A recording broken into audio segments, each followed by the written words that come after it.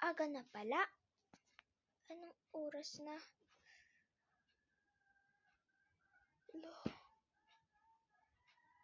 Late na ako. 7:30 na. Ma, pasok na po ako, ma.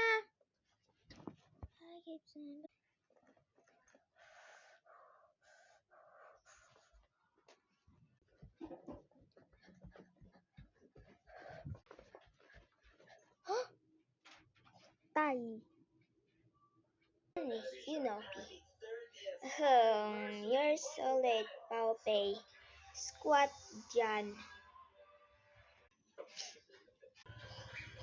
Class, ano nga sabihin pag late?